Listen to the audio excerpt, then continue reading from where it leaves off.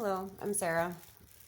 I made a comment recently on a video I watched by Restore the Republic with Tim, saying that I usually do music, but I was thinking about speaking out, and he said to do it, so here I am. A little bit about myself. I am a musician and an artist. I do wire wraps. Sorry, I am chain smoking lately. Do wire wraps. You can see the gems on the sides as well as on the veil. I do a lot of different types as well. If I have a bead, I can go pretty mad with it, but this, of course, doesn't have a hole in it. And I do music. I love Bob Marley, Joni Mitchell. I love a lot of different music. I mean, I loved alternative rock when I was a kid. Still kind of do. So if anyone has any requests for that kind of old school, give me an excuse to do it. I'm going to try not to say because I say it a lot. And I'll try not to trigger algorithms. That's another thing.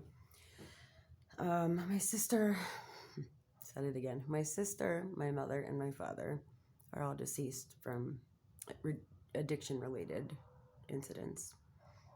I have come a long way. I've been locked up for a long time, institutionalized a lot in my life, but I have 2 little boys now, and life is much better. That's a game changer, as many of us know. I wanted to speak about the president of Tanzania. They say he died of a heart attack. This is going to be what I want to get into first.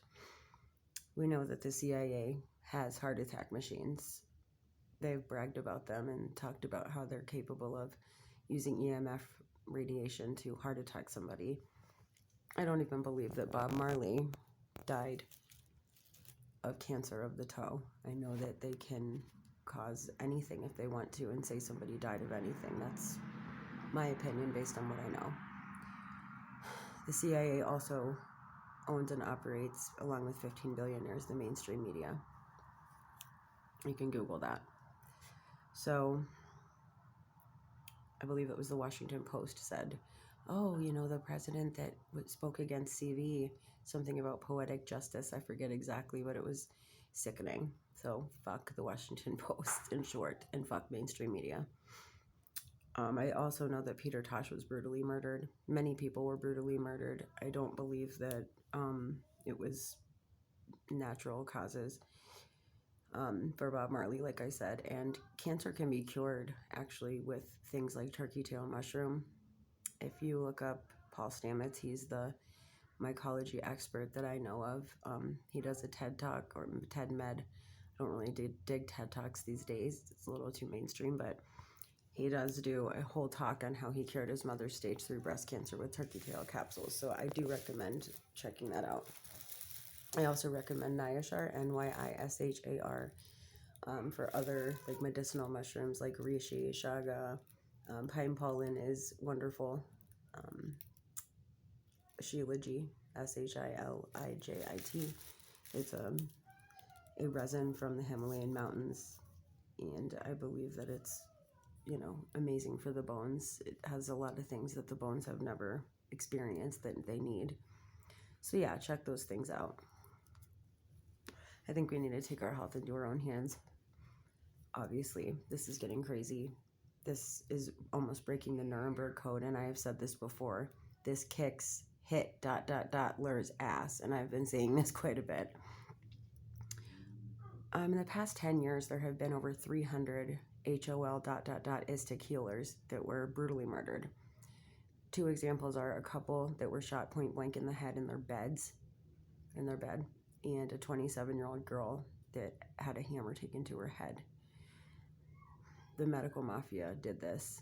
They never had to pay for it. I'm sure they got away with it. This is insane. They know that they would have, you know, broken the narrative, and it would have been a paradigm shift if they were still here. But there are people still around, like Dr. Kaufman, Sherry Tenpenny, I'm sure you know of many as well, that are speaking out against this. Carrie Mullis, who was the creator of the polymerase chain reaction test, PCR test, also said that it is not to be used in this way. It was being used for other things back then, but said that it was being misinterpreted and misused, and that it's an amplification test. And if you amplify it enough, you can find anything you're looking for. It's an antibody test. You know, it basically detects, and I don't understand it that well, but it detects, you know, dead viruses that are in our genome. We all have like a sea of these. So it turns out, I was watching a woman that I greatly respect. Her name is Hannah Maria. I very much recommend her. And she was saying we have trillions, like 3 trillion V's in our body, and that we are so dependent on them that if we tried to sterilize them out of our being, we would die immediately. That's how dependent we are on them. So I feel like because of Rockefeller being at the root of allopathic medicine and all herbal natural medicine being deemed as quackery in the beginning, when Rockefeller began funding Western medicine and, you know, funding virology and germ theory through Western medicine, making sure that it was what people memorized and regurgitated in med school.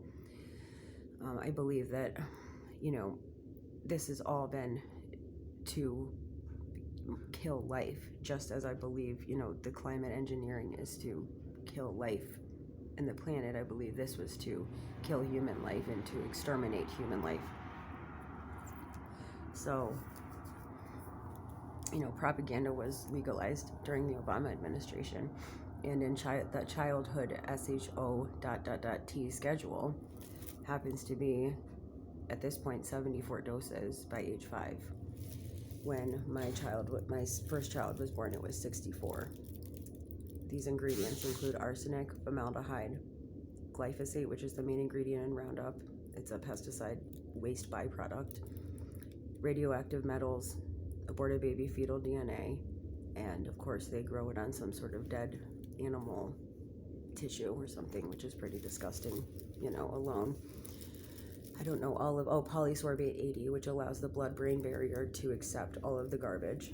I don't know all of the ingredients, but I usually, you know, stick with starting with arsenic and formaldehyde and glyphosate. Those are pretty bad, you know, by themselves. So